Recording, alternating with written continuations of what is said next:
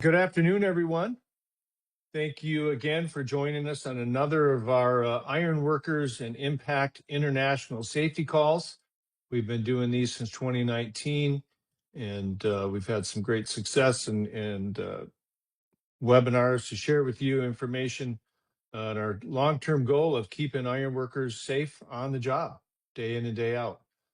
Today's topic is one that I think is very timely as we continue to see data centers, chip plants, on and on. We're projects where we're working 610s, sometimes 612, sometimes 7 days a week.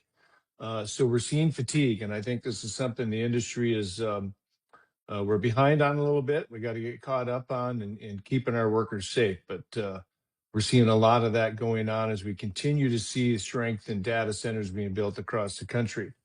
So again, it's called Beyond the Long Shift, Fatigue, Safety, and Performance in Ironwork. Now on today's call, like always, you'll be able to use the Q&A button at the bottom to pose questions. I'll be proofreading those and presenting them to our panelists as we go along.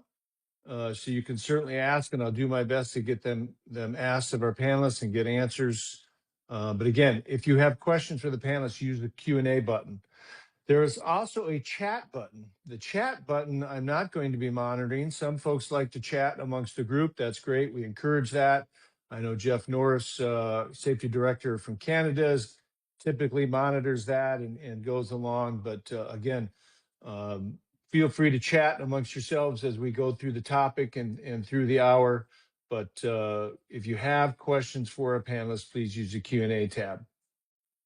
So with that, I'd like to introduce our first speaker, new General President Kevin Bryanson.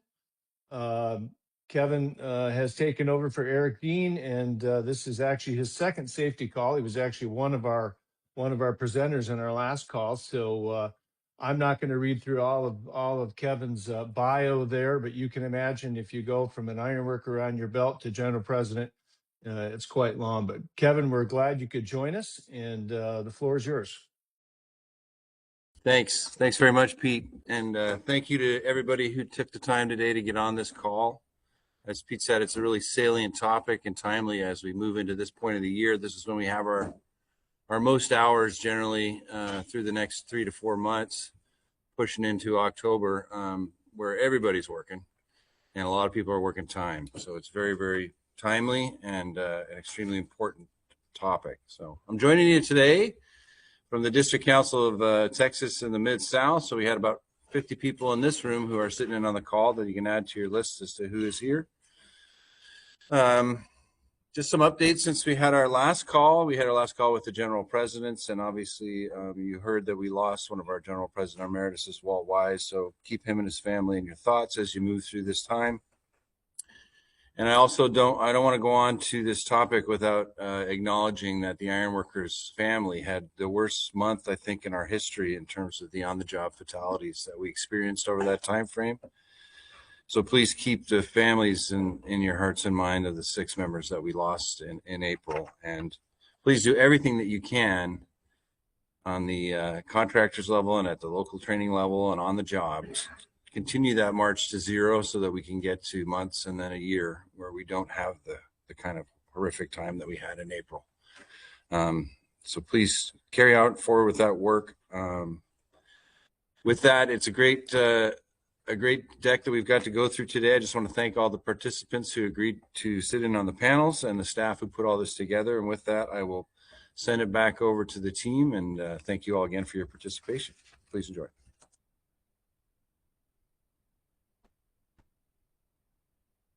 Thank you, President Bryanson, and hello, everyone. Thanks again for joining us on the call today. And with us today, we have 3 panelists, some subject matter experts that we are looking forward to sharing with you. First, we have Rob Brannion with the Bolt Company, who's going to share some contractor perspectives as well as some ironworker perspectives. We have Claire Bryant with the National Safety Council to get into some of the data, and Brad DeBoer with DeBoer Safety Group to kind of get into some of the things of what's going on up in Canada, as well as address some of the the cultural aspects of this challenge as we deal with fatigue. So we're looking forward to the presentations as well as some of the discussion. What I'll do is, as we go through each panelist, we have some polling questions that we'd like to share with the group.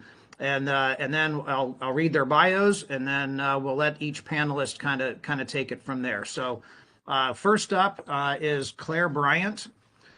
Claire is a public health professional who leads the National Safety Council's workplace well-being initiatives. She plans, implements, and evaluates programs addressing issues such as substance misuse, fatigue, and impairment, and provides analysis to support technical reports and future program development. As a certified health education specialist, she creates tools to help employers manage substance misuse, fatigue, and other well-being related safety risks, promoting holistic interventions, including training programs, impairment detection strategies. Before joining the National Safety Council, Bryant worked in clinical quality improvement at Mercy Health Center in Athens, Georgia, and developed injury prevention programs at Atlanta area nonprofits such as the Shepherd Center. She holds a Master of Public Health in Policy and Management and a bachelor's degree in Health Promotion and Behavior, both from the University of Georgia. And so we're thrilled to have Claire with us, and we have a few polling questions. So I'm going to start off. So this is available for all of our folks. We want you to jump in and answer these questions. We'll give you a few minutes on each one. And here is the poll. So first question. Hopefully you see this up here, and we ask you to please take a look at this and select your responses. The first question is, how many hours of sleep do you average per night during a typical work week?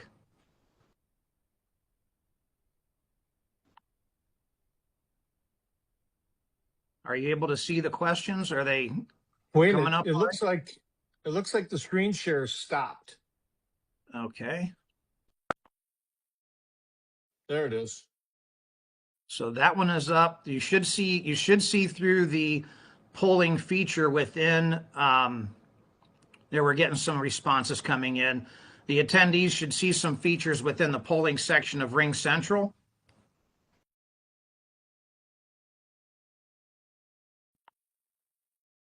So we're getting some responses here.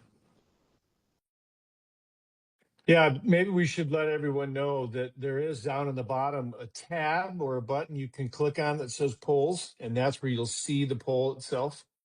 So down actually right between Q&A box and chat box is the poll box. Thank you.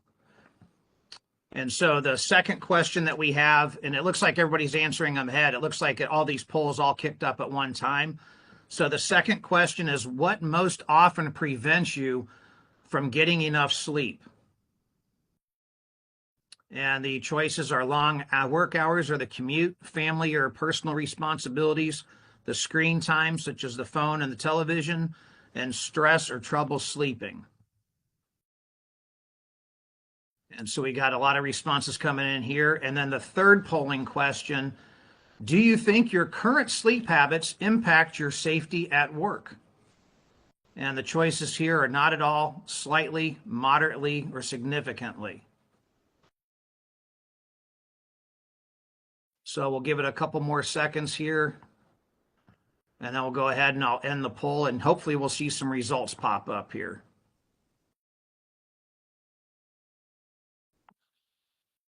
All right. Looks like we got about everybody that's submitted. So I'm going to go ahead and end the poll.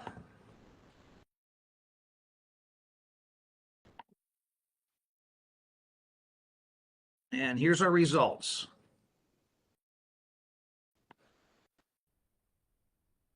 So the first question was, how many hours of sleep do you average per night during a typical work week? The majority of our respondents had 5 to 6 hours. Question 2, what most often prevents you from getting enough sleep? The majority was stress or trouble sleeping. And then question 3, do you think your current sleep habits impact your safety at work? And the majority had slightly. So I think that really helps tee up Claire, and I'll stop sharing, and I'll turn this over to Claire to take on the next part of our conversation. Thanks, everybody, for participating in the polls. We got a few more to come. Thank you, Wayne, and thank you everyone for being here and for participating in the polls. It wouldn't be a presentation on fatigue if we didn't try to help make sure everybody was engaged and alert while we're going through our content today. And I think the responses in the polls are really telling because a lot of us are feeling the impacts of fatigue. It's very difficult as humans to really feel like we're operating at 100%, if not near impossible. So what we're going to do today in this first part of the presentation is to just set the stage and provide some foundational information on what fatigue is, how it impacts our bodies, how it influences safety, and also some best practices to strive towards, even if it's not, the way that our realities look like on the day-to-day, what we can be aiming for in terms of our own personal practices and also the organizational environmental influences that we can create within our job sites. So really starting here with the definition of fatigue, because a lot of times when we think about this topic of fatigue, we think about, it's just being sleepy or tired.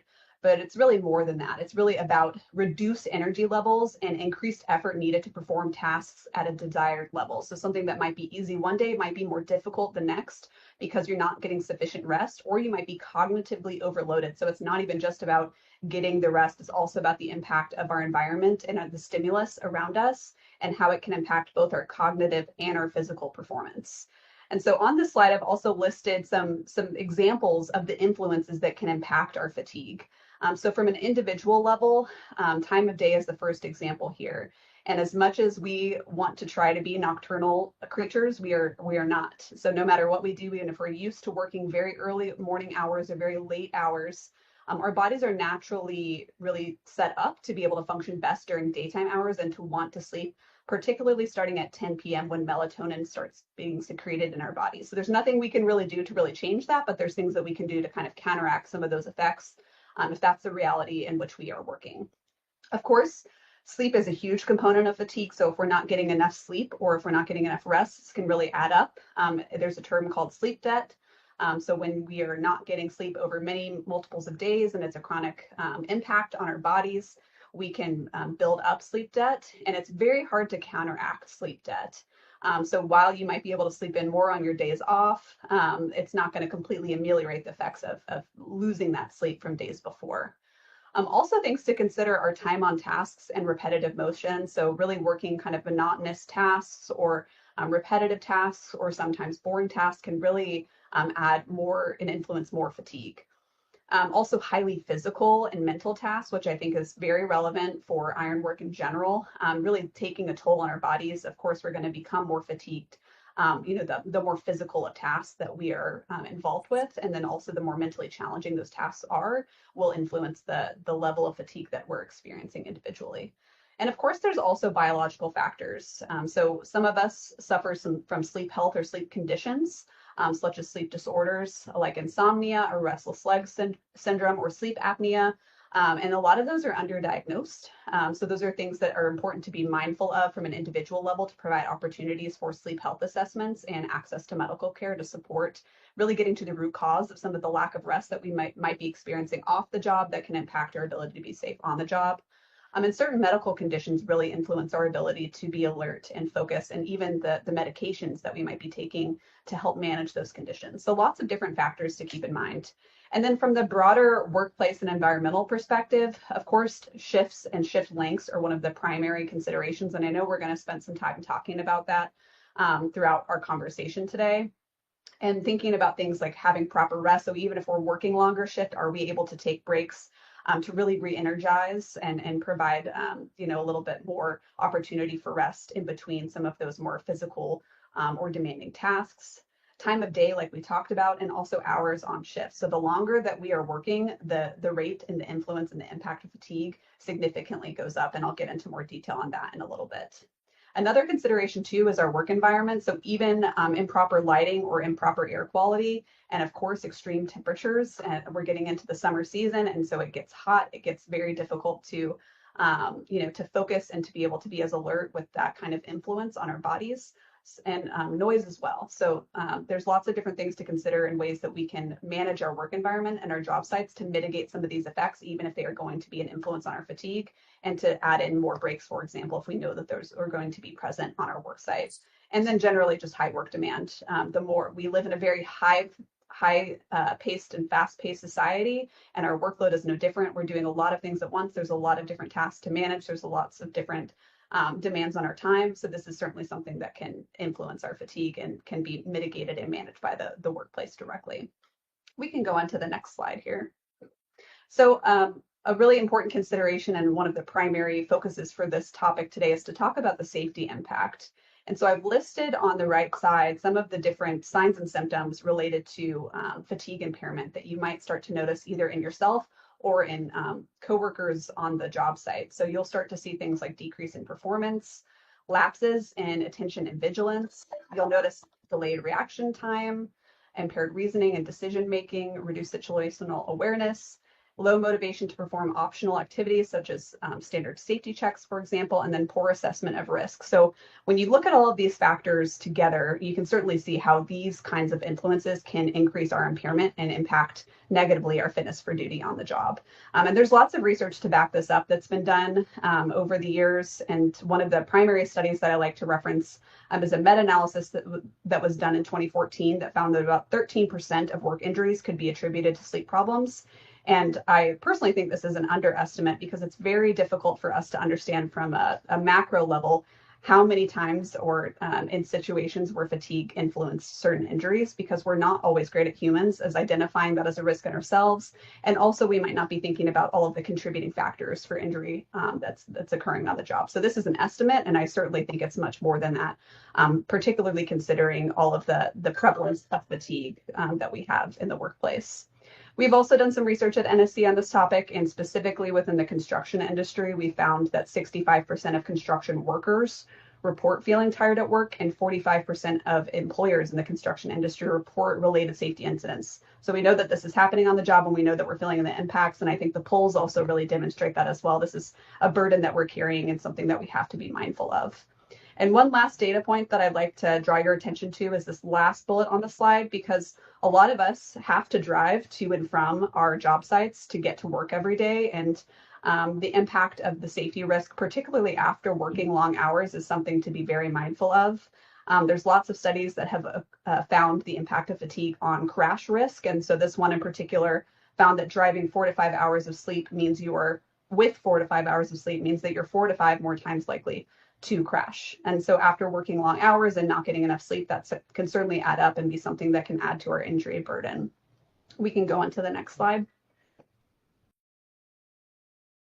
And there's a health impact of fatigue as well. So even within the medical professional, more recently, sleep has been considered a newer vital sign to be mindful of, because it's so integral into our health and the way that our bodies perform and function. So I just listed some examples of the kinds of influence that that fatigue and sleep can have on our bodies. So I'm not going to go through too much detail here just for the sake of time. But of course, if we're feeling tired or we're not getting enough rest, our immunity is compromised. Our mental performance is not quite on par with what it typically is when we are rested. Our physical function is decreased, and even our appetite and metabolism can be changed. So poor sleep habits are associated with increased weight gain, for example, and hormones and mood. So I'm sure most of us, when we've had periods of lack of rest, we might wake up and feel irritable, more angry, or quick to kind of rash reactions. And so that's an example of how fatigue can impact that hormone, all of our mood, and also our mental health more broadly, because we know better sleep helps our mental health conditions and longer term impact there. And also chronic conditions. So examples of research that have been done really focus on the impact of sleep on development of chronic conditions like cardiovascular disease, diabetes, and heart disease. And we can go to the next slide. Claire, before you go into this next one, question. So you're talking about fatigue, the symptoms, things to look for, kind of the causes. How do we define the difference between someone's just tired, they didn't sleep well last night, versus impairment. And I'm not talking about impairment from drugs and alcohol, but to the point of impairment, and then even versus fit for duty. Mhm. As we see these things, what is that tipping point that gets us going from, hey, you didn't sleep great last night, to, whoa, hey, we've been seeing these for several days in a row, you really need to take a day off? What are there any indicators that get us to that point? Yeah, that's a really great question. It's kind of the $1,000,000 question, because it's very difficult to know exactly when somebody's past that threshold. And so there are technologies that exist that can help to measure performance changes over time that can be utilized both from an individual level through some of our, our personal wearables that we utilize and through an organizational level. But you can really think about fatigue as it exists on a spectrum. So there's not at one point that, we're going to be tipping over the threshold or not, and it's very individualized. I think one indicator that you can look for when those signs of impairment add up that I went through earlier is the presence of a microsleep. And so that's when somebody actually falls asleep and they lose consciousness. And so if that's something that you're noticing happening, you're beyond impairment by that point, and it's time to be able to kind of take some immediate actions to maintain safety in that situation. But it is a very difficult question, and something that I think a lot of researchers are looking to find better ways to evaluate those technologies so that we can better understand our own baselines and then react based on our own changes in performance at a personal and individual level. So super important question, and I'm sure some of the other panelists have some feedback on that too, if we revisit that a little later on. And so kind of looking at the cost impact here, in case you're curious, we do have a cost calculator that is a free tool on our website that you can go to nsc.org/tired-at-work if you want to check it out, where you input specific organizational factors, and that will help you understand your projected costs on an annual basis due to deficient sleep or sleep disorders within whatever worker population you're looking at. So in general, from the research that we've done to develop this tool, we found that a single worker with sleep problems can cost about $3,500 a year in lost productivity, absenteeism, and increased healthcare cost. So something I think it's important if you're looking to get more buy-in or create some momentum around this conversation within your safety teams or within your organization more broadly, this is a really helpful tool that you can utilize to help get that conversation started. Next slide, please.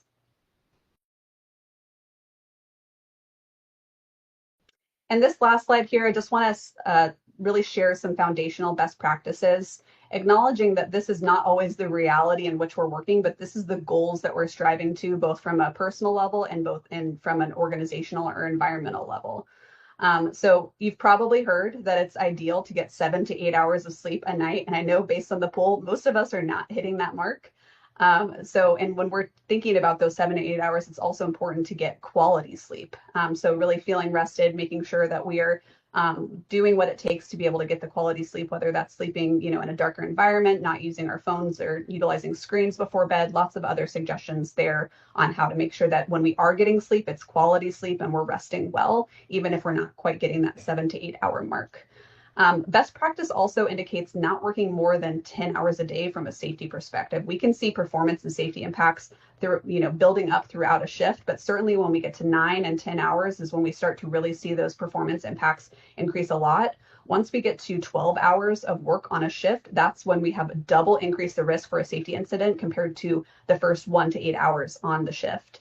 So something to be mindful of, the longer we work, even though we're in a season of higher workloads, we're going to need to be able to take more rest. We're going to need to take more breaks. We're going to want to use other countermeasures to help us remain alert, knowing that risk is going to be much more increased on the later end of the shift. And then you can also use caffeine to help mitigate the risk. And I say use it lightly because we can overuse caffeine, and certainly energy drinks have become very popular, but they have their own issues, their own risks from a cardiovascular perspective. So something to be mindful of. And caffeine is not a cure-all, so it's not going to solve, weeks and weeks of being tired and not feeling rested, but it's something that you can use for a short-term countermeasure if you're feeling fatigued in the middle of a safety critical task. Keeping our commute times under 30 minutes when possible is another good strategy, especially when we're going to be driving to and from our shifts, or choosing to use or providing alternative transportation when that's feasible. And really just opening a dialogue, making sure that our safety systems have ways to report sleep and lack of rest. so that we can make sure that we're being open and honest. I know that's difficult. We don't always acknowledge, like I said earlier, the impact that fatigue might be having on our impairment and fitness for duty. But it's something that when we are noticing that, it's something we need to speak up about, and also to look out for our fellow coworkers on the job site, to make sure that we're nudging folks to take a break. Also looking to look for care and seeking health support when needed. So if you suspect that you might have a sleep health condition, or if there's workers that are looking for this level of support, this is really important to be able to get to the root cause if there's an underlying sleep disorder. Claire, and from a just real quick, one of your comments here is for the worker is limiting the work to 10 hours a day, 50 hours a week. And I think as a guideline is that, you have data that supports that, philosophy, because, that's always one of the biggest challenges we have is, obviously we're chasing a lot of those high hour work days, but there's also like the law of diminishing returns when you're starting to get to a point, once you get beyond that 50 hours, that there's got to be a point where, okay, the safety, the quality, the production all eventually tapers off. And, what kind of studies are out there that really kind of address that? Yeah, absolutely. There's a lot of studies that look at both shift duration and also the amount of time of sleep that we're getting before the shift starts. And both of those independently influence our safety risks. So when we're looking at the amount of time that we're working on a shift, assuming that we're starting that shift with, well enough rest, we start to see negative impacts at 9 and 10 hours in terms of performance and negative safety outcomes.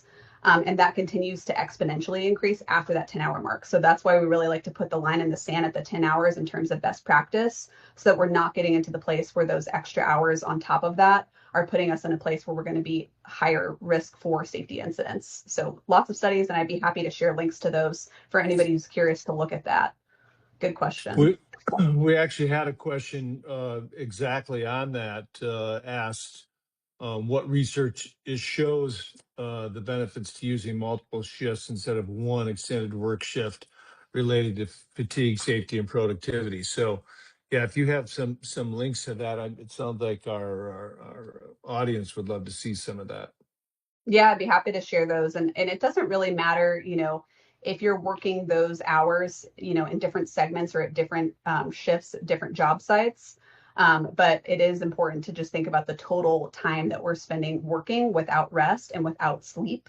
And from a workplace safety perspective, we want to make sure that we have about 12 hours off after shifts for sleep opportunity.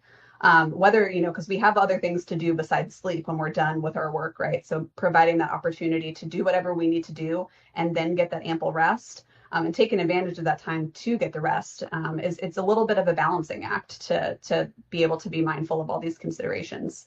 But like I mentioned earlier, if you're working more than 10 hours a shift, which is commonplace, to think about other ways that you can be taking bigger breaks and to be utilizing caffeine in a smart way, and to also communicate with your teams if you're feeling fatigued, so that people can look out for one another and be mindful of that.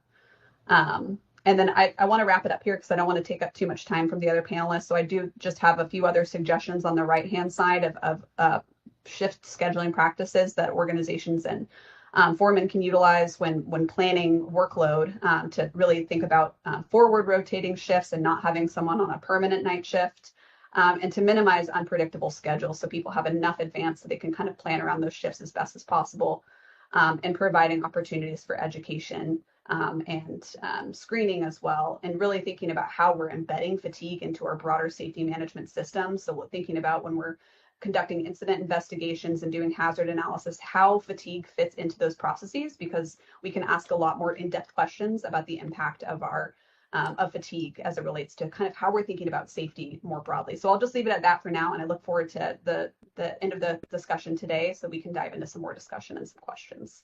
Thank you all for the time. Fantastic. Thank you, Claire. Outstanding. Looking forward to getting into more of the Q&A here as we get through. Our next presenter that we have is Rob Branyan. And Rob is a third-generation ironworker who graduated from the University of Toledo with a BA in history and began his career in the field in 1996. Rob worked his way up through the ranks, becoming a union steward before moving into the field leadership, before eventually accepting a position with Ironworkers Local 55 as a business agent in 2010. After running unopposed for 2 elections and after serving 6 years with the union, Rob left Local 55 to become the Director of Labor Relations for Black & Veatch in 2016.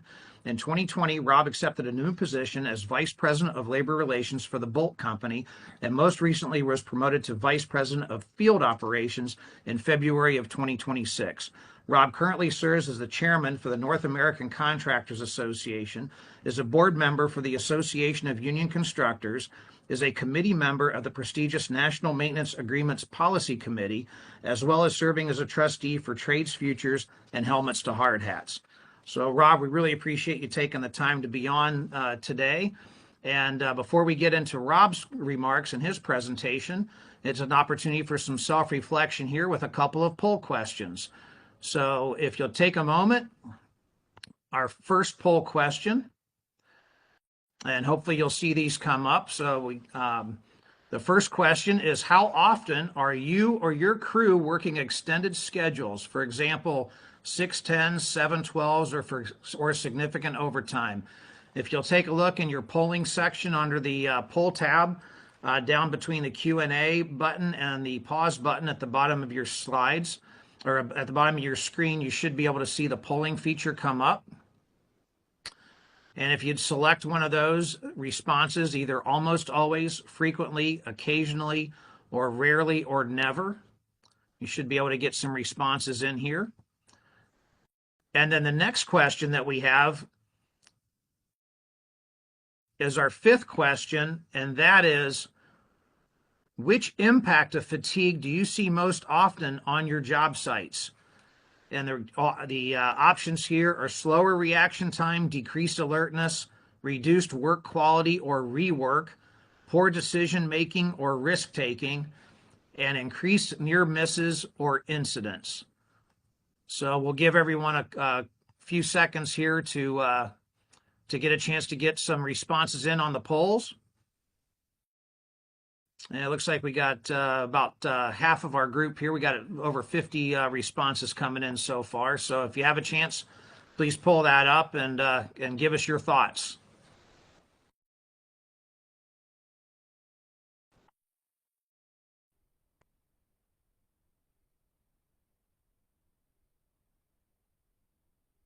And we'll give it about 8 more seconds here. Wayne, we actually had a question I can touch on while we're waiting. All right. If the slideshow is available after this, and the answer to that is yes, all of our safety calls are available to be viewed along with all the information after the call on the Impact website. So go to the Impact website and you'll see right up on the front page place you can click on and rewatch all of our international safety calls. Excellent. Thank you, Pete. And we'll also have some handouts and things for everyone who is registered that we'll send post-call. So we'll get the slides. We have a sample construction fatigue management program from the National Safety Council, as well as some other handouts that we'll have available. So I'm going to share the results here real quick of the polls. Hopefully everybody can see these. The first question, how often are you or your crew working extended schedules? For example, the 610 or 712s or for significant overtime.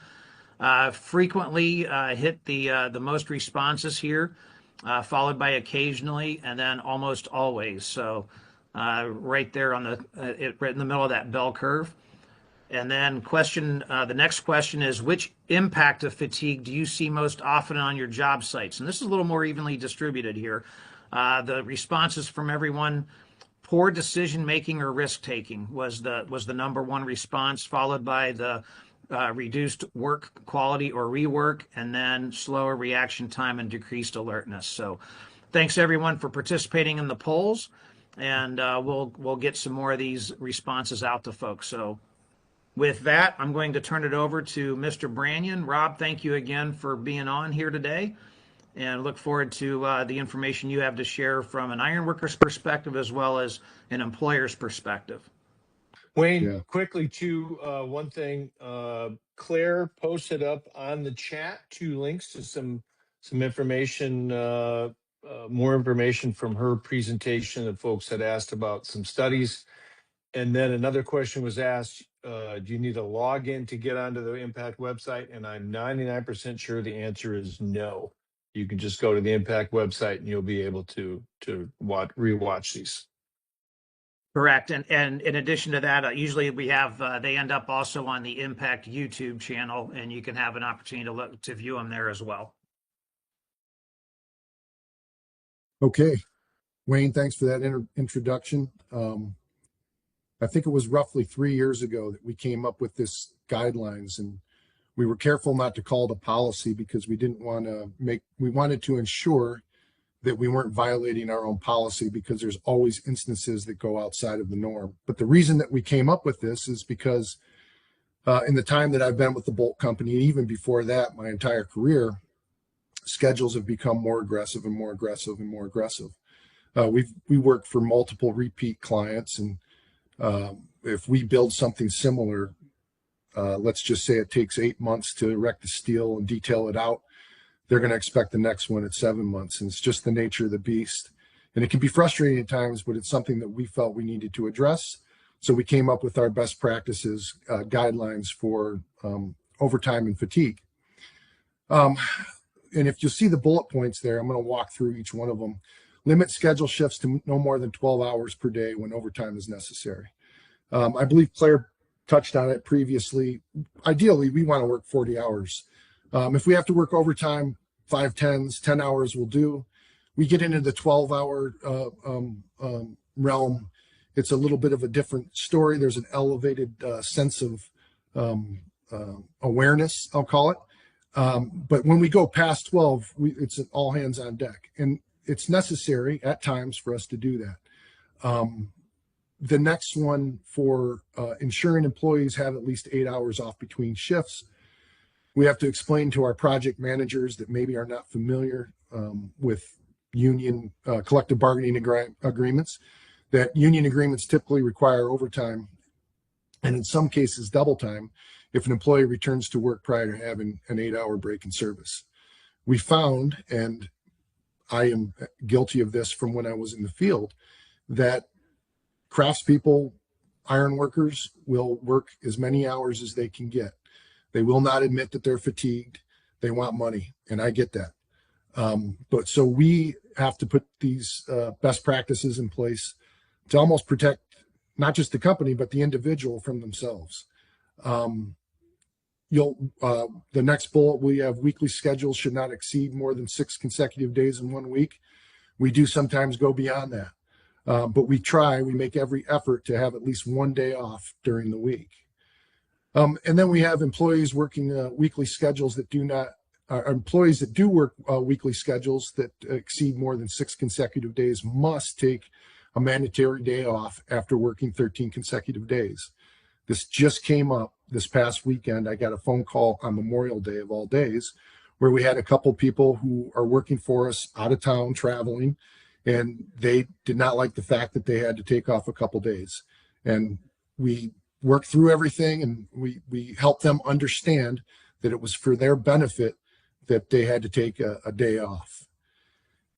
And then, of course, if planning indicates that work must be more than 7 consecutive days and or more than 12 hours per shift, or for any unplanned overtime, which of course we work in steel mills, paper mills, powerhouses, we get phone calls where we have to send a crew of people onto a mill or on a site where they have to work around the clock, darn near. We don't have them working around the clock, but we'll usually have 2 shifts, and it's unplanned. And when these instances occur, we have to make sure that our operations manager and our regional safety director must be consulted to confirm best practices and develop a risk mitigation strategy specific to the project.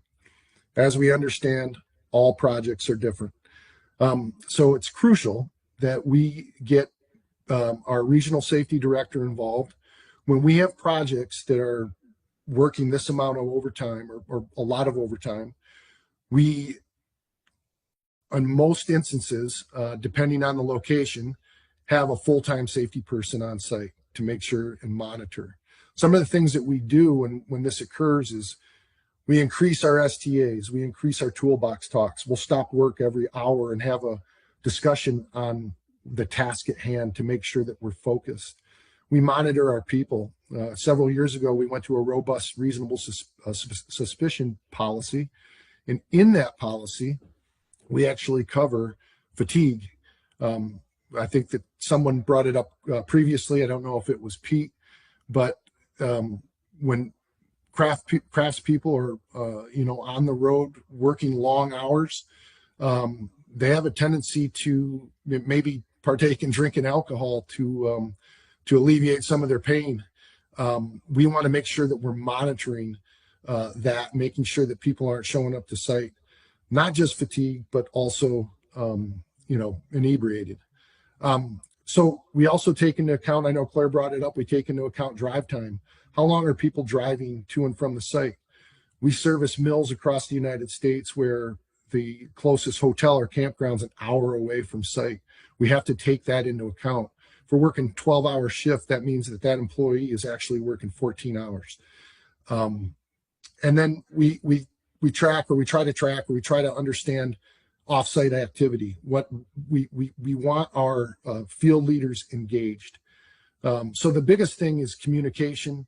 The biggest thing is to try to abide by these standards.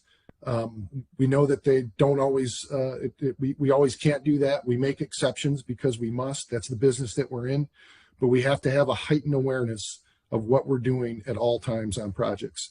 And this has helped. We've had data previously, and we've had data since we've instituted this. And the numbers have actually gotten better, which is a good thing. And of course, I'd be curious to hear what some of the other people on the call do. I think that these webinars are really good, and I think that the interaction helps us get better as an industry, not just for the bolt company and not just for the ironworkers, but as a whole.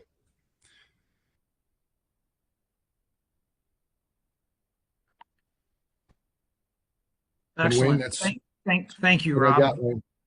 Yeah, that's awesome. Thank you. Really appreciate your time on here and sharing the guidelines that you've put together. I think that offers some really good perspective on trying to help manage the challenge associated with that. And like you said, we like to chase those hours and the per diem and everything, especially that all these data centers and these projects are bringing on, and yet at what personal risk and personal cost. So appreciate you sharing those guidelines with us.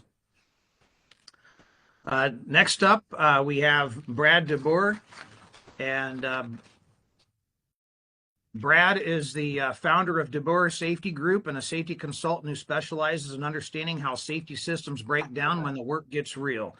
Brad spent over 15 years inside construction companies working in high-risk environments, delivering projects for Ontario Power Generation, BHP Billiton, and other major industrial clients. Today, Brad works with organizations across North America to pressure test their safety systems, not when everything is going right, but under the conditions that actually cause incidents, like production pressure, schedule changes, human error, and fatigue. His work focuses on a simple question: does your control system still work when people are overwhelmed, rushed, or not at their best? He works with companies that need more than compliance. He has helped them strengthen supervisor decision-making and build systems that hold up under real working conditions. While he regularly supports organizations in regulatory and legal settings, his focus is on injury prevention, finding and fixing the gaps before they turn into incidents. So, Brad, we're really glad to have you on. And before we get to Brad's comments and his presentation, again, an opportunity for some self-reflection with all the folks participating here in today's call. We have 2 poll questions teed up for you. And the first question is, how tired do you feel right now? And your options are: I'm ready to rock, let's go. I could use a coffee, maybe a stretch. I'm here, aren't I? It's got to be getting close to last call. And finally, go away, Mom. So if you would, with the poll questions that are up, take a look. Give us some thoughts on where you're sitting right now. How tired do you feel right now? And the second question in our poll And this is our final polling question. This should be question number 7. How comfortable are iron workers on your job site speaking up about fatigue before it becomes a safety issue? And your responses are very comfortable, open, high trust culture, somewhat comfortable, depends on the crew or the supervisor, not very comfortable, hesitation to speak up, and not comfortable at all, they're rarely discussed. So if you take a second here, we'll give everybody an opportunity to fill out the responses for both questions 6 and 7, and we'll share the results.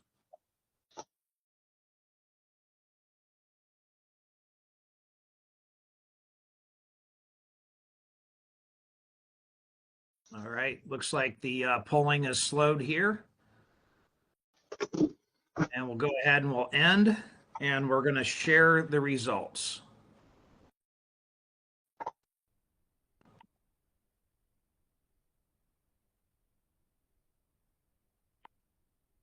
So hopefully you can see the results. It's updating right now. And the first question is, how tired do you feel right now? And it looks like 65% are ready for a coffee and a stretch. And question number 2, how comfortable are iron workers on your job site speaking up about fatigue before it becomes a safety issue? The majority had somewhat comfortable, depends on the crew or the supervisor, followed right behind not very comfortable, a hesitation to speak up. So Brad, I think this helps tee up your part of the dialogue today, and thank you again for joining us and sharing your expertise. Sure, Wayne, thanks for inviting me to participate. I think as we're building this conversation, a number of things are coming to the fore. I think we're really, really good at recognizing what some of the systemic reasons for fatigue are. And we're really, really good at doing our own sort of like point of value assessment. And a lot of what I've built into my presentation has already been covered by the other panelists. So we'll just walk on through. But certainly I think the benefit of this webinar is going to be the ongoing discussion that we can have and to open up a conversation and how do we create safe spaces where people are more comfortable. So I think we've all recognized that our systems need to wake up to fatigue. That is not as simple as being tired. And it's not as simple as just simply getting more sleep. That it's not just simply a worker failure, but it is a system reliability problem. Right? I think we've highlighted that we don't experience that how fatigue shows up. It shows up as slower decisions. It shows up as reduced awareness and missed shortcuts. It shows up as missed steps. And I certainly wouldn't want to be the guy at the receiving end of that sledgehammer, right? And so fatigue affects our capability within all of our programs, including our safety programs and the hazard controls that we depend on. Go ahead to the next. And so where do our programs mostly fail? Well, our programs rely typically on awareness, and awareness is not control. Okay, awareness depends on the very capability that fatigue is degrading, and we've already established that people are normally not at their 100%. So when our programs expect 100% execution, people are unable to keep up that pace. So we end up asking people to follow rules while they're physically and mentally compromised. Fatigue degrades capability that programs rely on. We're trying to make people stronger instead of making the system more tolerant to their weaknesses. And so let's walk through a hazard scenario. So we have our first hazard, right? One, falling from a height, right? And what do? We try to control the exposure, right? The worker at that height, right? And we put a number of controls in place. So we'll require 100% tie-off, we'll require engineered anchors and systems, we'll require control of movement. And on paper, this is a very, very well-controlled system, right? And we monitor it at the human level, at the worker face, and we monitor it through our verifications, right? The supervisors completing their observations, supervisors doing their toolbox talks, implementing corrective action where needed. So whether that be giving guys attaboys for doing a great job, right? Or adopting some sort of like consequence measure for failing to take appropriate action. Next slide, please. Okay, so but what I'm saying, when we think about fatigue, fatigue degrades the system, right? So we have a number of things at the worker level that will be fatigued, right, or degraded, including our cognitive, physical, behavioral capability that Claire made us alive to in her presentation. But the real thing that we can control is basically our system effectiveness, right? Controls, if they're not applied consistently, if they're checked less often, things don't get rechecked, right? It creates a perfect storm for a failure event, right? So we lose our ability to control the hazard, in this case, loss of a tie-off control. What happens is that the worker makes a quote-unquote mistake, right, by stepping over that edge, and that creates the fall incident. The thing that we need to be cognizant of when we're thinking about fatigue and how it impacts our programs is that fatigue doesn't create the fall hazard, right? Fatigue will degrade the system that was supposed to take care of it. And we see versions of this every day in our work. We'll see it with like hoisting and rigging hazards. We'll see it with material handling hazards, right? Fatigue is a stress signal that needs to be adopted into our programs. And we've seen an example of that from Bolt. And fatigue will degrade hazard controls generally, and we need to be awake to that signal to prevent incidents.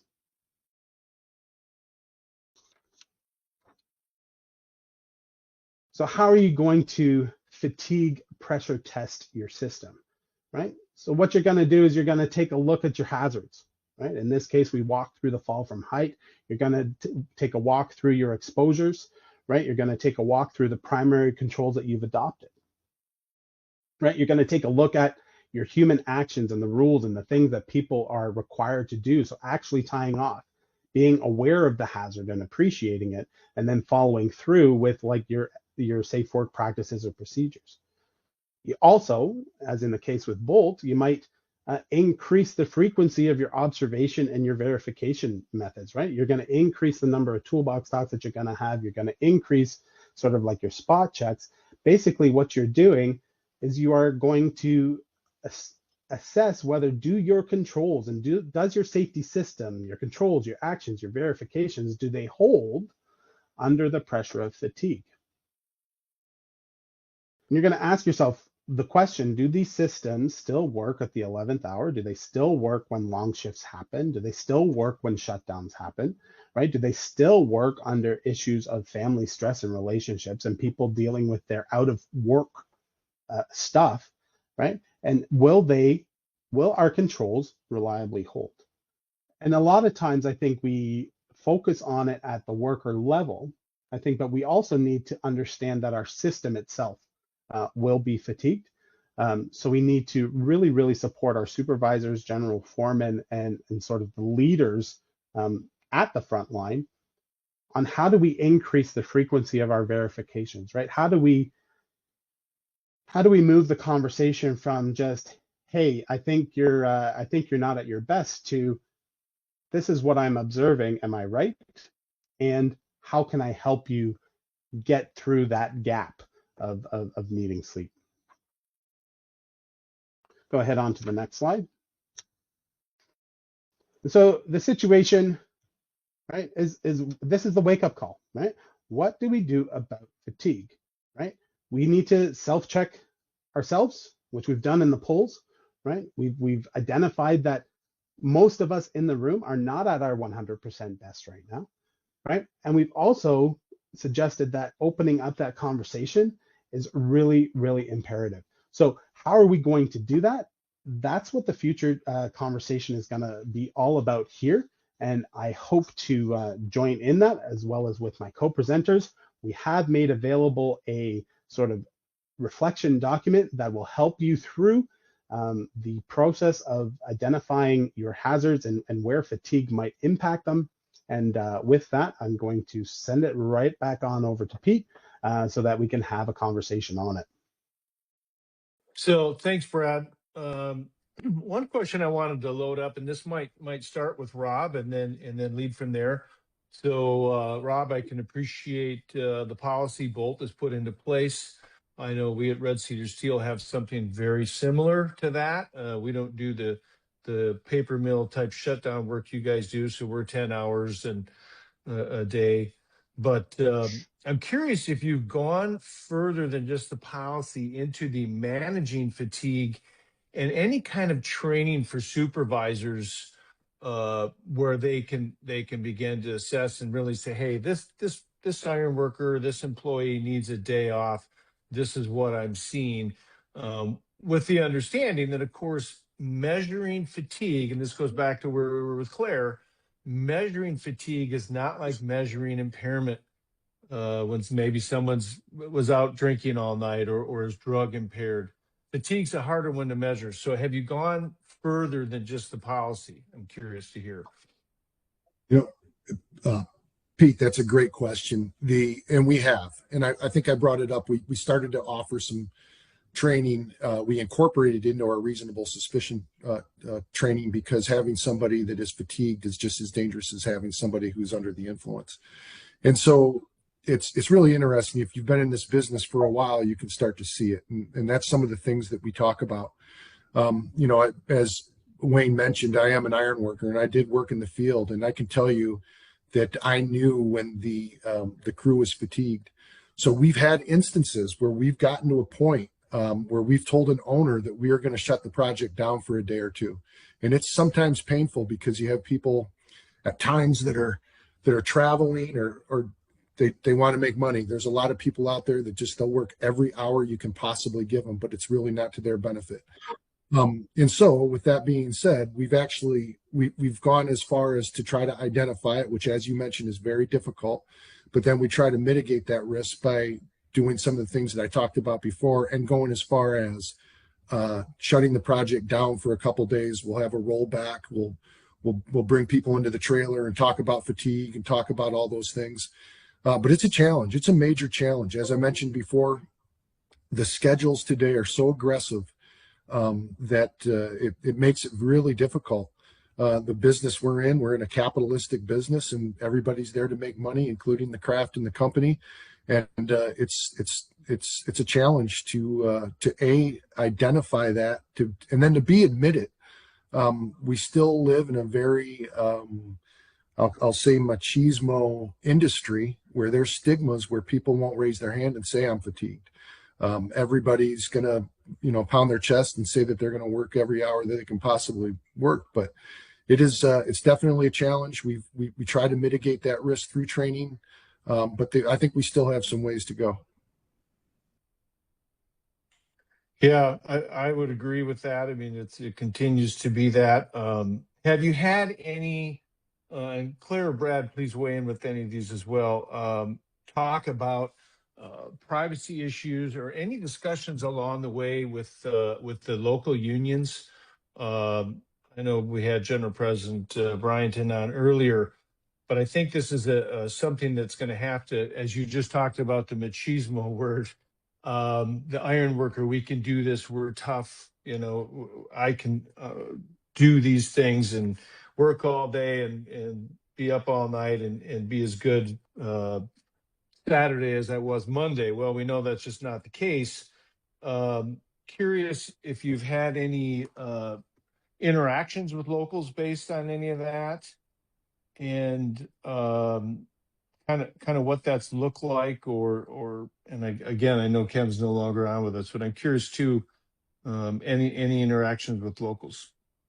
Yeah, we have, and so the first thing I'll say is every ironworker local that we have encountered, especially my time at Bolt, has been really good about all of the things that we're talking about. We're a Wisconsin headquartered company, and although we have offices all throughout the United States, I will give a shout out to Charlie Faulkner at Local 8 and Brian McCambridge. They've been extremely supportive.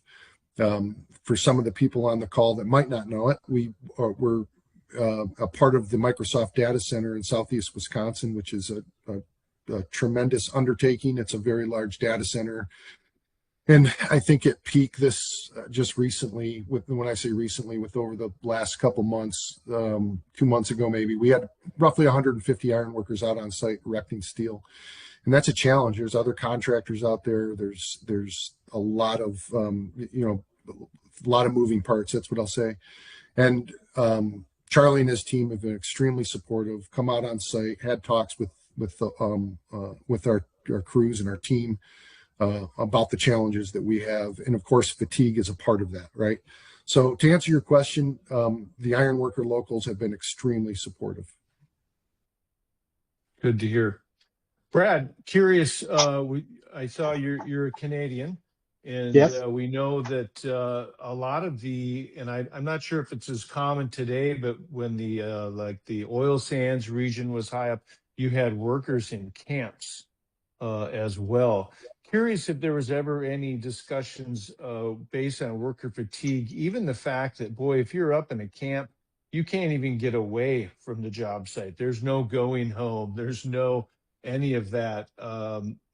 Did those companies, assuming they're big oil companies, and the locals ever, and we're talking some years back, come up with their own rules about that, and even that added stress of living on the job? Yeah, I think so. Like your schedule was built, right? So it was usually a 3 week in, 1 week out kind of schedule. The contractor that I was performing that work was working with at the time on those jobs. They are a 6 day a week only contractor. But I think when you get into issues of fatigue and you get into issues of impairment and you get into the sort of like where family baggage and relationship stuff sort of percolates in, I think that's the difficulty of trying to really systemically address issues of fatigue. And I think this is where our safety programs in general will break down, is because when we're looking at verification, we're basically looking at compliance, right? We're looking at controlling the work. And if you don't have a level of care that is injected into your level of control, that your supervisors are seen as doing this verification stuff for the benefit of the workers and preventing injury from occurring in the first place, I think that's the first major hurdle of any program, that workers and people at the front line need to see and really feel and have a salient confidence that all of this safety stuff is built for me.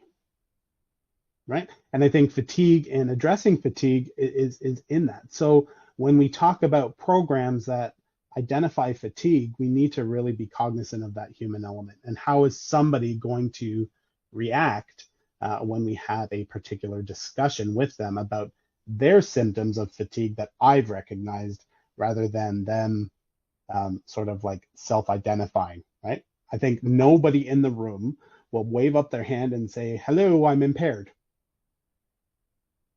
Right? But if, as a supervisor, I reasonably suspect my guy, I need to make the time to pull him aside and have a conversation with him and say, hey, are you doing okay? Right? And I think, and I've worked with a number of unions, and the ironworkers are really good at this, in sort of that they have a really good rapport one with another, because I've seen systems that, like, we've got supervisors who are union members butting heads with others. And I think this is why I love working with the ironworkers, because everybody is at the same level in terms of, like, I put my pants on one leg at a time every morning. I'm just the GF on this job, right? So, buddy, what is going on, right? What's going on with you? What's going on at home that I might not be able to help you with, but sometimes it's just good to be listened to, right? And I think that will help to break the fatigue barrier in our programs. So one thing for contractors on the call, the safety professionals, union leaders, do we have any specific training?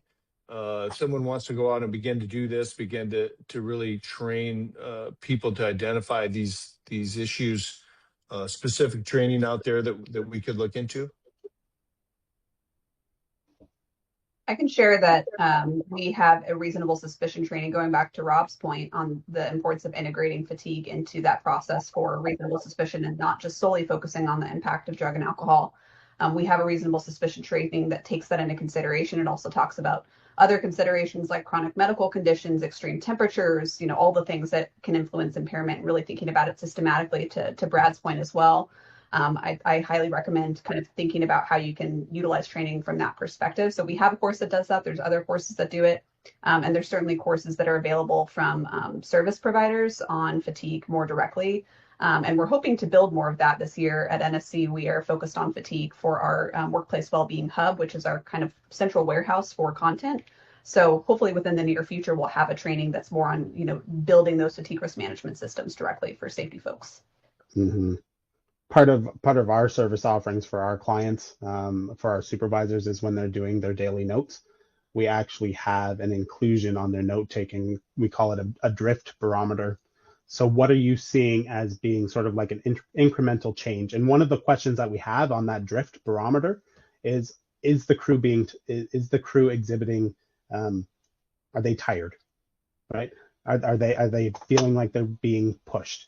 Right, so that we can sort of recognize, are there changes coming along the pipeline that people are just getting frustrated with, right? Because I think we need to identify these drift signals early, and then we can control them. But if we don't open our ears to them, if we're not awake to them, we really can't do anything about them. So I think that's part of our service offering for our clients, is that we embed it into the processes that are already there, and to leverage the prevention capability of our contractors. Question from our audience here. I'll just read what this person wrote. The real problem, balancing production, safety, and fatigue. It's a finicky system. Please share what is the best way you've found to maintain a balance for all involved in a real world situation. So I'll jump in. Well, go ahead. I was going to say, don't work so many long hours. It's I say that tongue in cheek because Pete, it's just sometimes not reality. But I think it goes back to Brad's point, and I think, Brad, you're probably going to talk about this a little bit, but it's the human side. It's understanding our people, understanding, we constantly talk about having people understand the why we're doing things, why we're scaling back hours, perhaps. What can we do that everything that we're trying to do on a project site is for their benefit. We want everybody to go home the same way that they came to work, and that includes addressing fatigue, obviously. Go ahead, Brad. Yeah, I think it's even internal to every contractor. I think it's every department or every sort of like crew really aligning themselves to being on the same team, right? I think we can get into situations where the health and safety department is irritating the estimating department, or they're irritating the operations department, right? But I think it's really about sort of breaking down silos internally in terms of like what we're doing, and bringing everybody together to have the same intentional outcome for the project, right? So where safety isn't competing internally with production, where shipping, right, is sort of like allocated and built properly into the schedule, right? All of those things. And I think if we can gel our management systems within each of our companies as we are growing, scaling, performing work, right? I think that's where this sort of like fatigue and sort of deficiency prevention and injury prevention stuff will happen, because if we're all on the same team, that means we all care about each other's outcome. Another thing I'll add to the mix too is I think it's important to start small. I mean, we're dealing with a huge cultural shift that we're trying to change in this one conversation on, how we think about fatigue and how we build in more opportunity for rest and building a culture where we can come to each other with those concerns. And that takes a lot of time. So I think if you can start with a risk assessment and look at your own specific organization, your own project, and pick the most salient items, especially centering on worker feedback and worker voice, to make those decisions. And starting from there, you'll find that balance over time if you take it slowly. This doesn't have to happen overnight to make those changes. And there's so many countermeasures that can be implemented. So just kind of looking at the most salient opportunities to begin there and build from there, I think we'll go a long way. Yeah, I think you just mentioned the culture, creating that culture where iron workers, tradespeople can feel safe enough to say, "Hey, I'm fatigued. I could really use a day off," and not heard, "Well, if you won't work, I'll send you back to the hall and get somebody else." So I hope that for the contractors on the call and the union leadership, business managers, business agents, really begin to talk to the members about fatigue, and that, hey, it's okay to say, I need a day off. I need a Saturday off. I want to go to the baseball game with my family, or go to church on Sunday, and not feel like there's a chance they could lose their job by just saying, I need a break. I'm hoping we see more of that in the future, and contractors and union leadership on the call, and to others, we really begin to promote the idea that saying I need a break, saying I need a day off is actually a good thing for all these reasons. I found I believe, Claire, you had shared about the dollar amount even that worker fatigue as it sets in, dollars lost. So for contractors out there that are looking at the bottom line only, which I would guess most of us aren't, but even there's a cost to these things, but the human cost is the most important one. Yeah, so with that, I don't see any other questions. Oh, wait, we got another one in the box here. Looks like someone talking about modern assistance in Local 7 in Boston, which I think we've had them on a prior call, really dealing with that mental health, which, as we know, worker fatigue leads right into mental health. There's no doubt, there's a question there. When you are physically fatigued, you're mentally fatigued as well. So with that, I don't know, Wayne, do you have anything else you would like to ask of our panelists? I know we're up on our time here, but No. and if not, if you could close us out. No, I don't really have anything more. I think we hit a lot of different items here, and I really appreciate Claire, Rob, and Brad and sharing their expertise with us. A lot of great content, and I appreciate everybody participating on the call today, especially with the polls and giving us some feedback as we were going through everything. Also want to make sure I thank our team, the Safety and Health Department, Blue Coble, Christy Rose, and Jeff Norris, helping to support everything behind the scenes. And finally, stay tuned for our next international safety call. Will be on November the 4th, and it will focus on heart health as Heart Awareness Month. So stay tuned on that. We'll have more information on that coming out in the coming months. So again, thank you, and thanks to everyone for being on the call today, and we'll be looking forward to seeing you in the near future.